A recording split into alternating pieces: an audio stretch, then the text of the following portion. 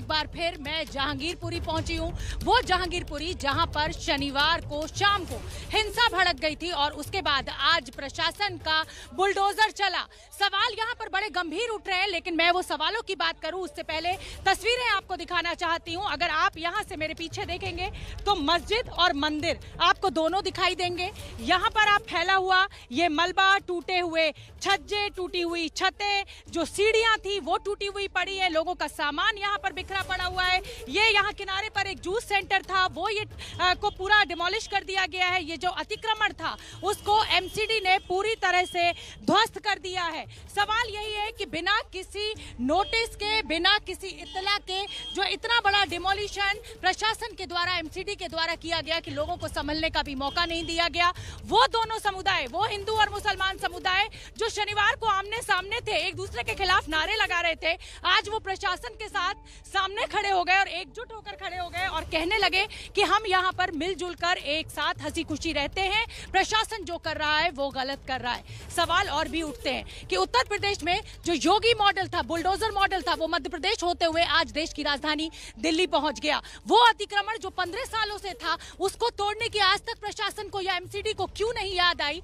अब जब यहाँ पर हिंसा भड़क गई तो अचानक एमसीडी की ये बड़ी कार्रवाई। हम आपको बता दें, सुबह से इस बड़ी कवरेज पर हम बने हुए हैं। मेरे साथ मेरे सहयोगी मनोज वर्मा को आप देख सकते हैं। मनोज वर्मा यहाँ सुबह से मौजूद है, उस समय से जब यहाँ एमसीडी का बुलडोजर चला और उस समय भी जब सुप्रीम कोर्ट ने कहा कि ये व्यवस्था बनाई रखी जानी चाहिए।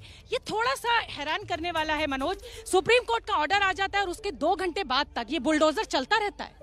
बिल्कुल, देखिए, जो पुलिस के अधिकारी थे या जो एमसीडी के अधिकारी थे, उनका साफ तौर पर ये कहना था कि ऑर्डर की कॉपी हमें अभी नहीं मिली है। ऑर्डर की कॉपी उनको नहीं मिली थी, यही वजह है कि उनका ये कहना था कि जो काम है वो चलता रहेगा। इसमें हमने एमसीडी के कमिश्नर से भी बात की, उन्होंने भी हमें यही कहा कि ऑर्डर उन तक नहीं पहुंचा है। और यही वजह है कि जो आप बिखरे हुए टुकड़े यहाँ पर देख रहे हैं घरों के और जो बिखरा हुआ सामान देख रहे हैं, मैंने इन लोगों से भी बातचीत की थी। ये जो दुकान थी यहाँ पर पिछले 2006 से इसकी दुकान थी और इसका कहना है कि 70 से 80 हज़ार रुपये का इसका नुकसान हो गया। जबकि इसने सुबह पूछा भी कि क्या मेरी दुकान को कोई नुकसान तो नहीं होगा सब अधिकारियों से, तो उसको कहा गया कि नहीं होगा, लेकिन उसकी दुकान उसकी आंखों के सामने तोड़ दी गई। बिल्कुल, और दिक्कत यह है कि जो ये कार्रवाई हुई है अतिक्रमण के नाम पर और ठीक हिंसा होने के बाद, इसीलिए सवाल खड़े हो रहे हैं। दिक्कत ये भी है कि ये गरीब लोग हैं, जूस की दुकान चलाने वाला, एक टूटे हुए पुराने मोबाइल की दुकान चलाने वाला, कुछ तरीके के यहाँ पर पुराना कबाड़ का सामान बेचने वाले, उनको तोड़ तो दिया गया है, उनके अतिक्रमण को तोड़ दिया गया है, लेकिन अगर उनको नोटिस दे दिया जाता, उनको थोड़ा समय दे दिया जाता तो शायद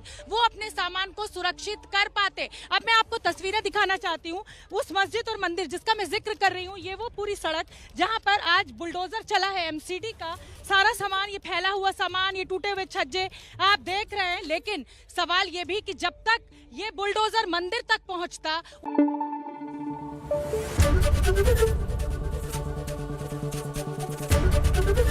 एबीपी न्यूज आपको रखे आगे।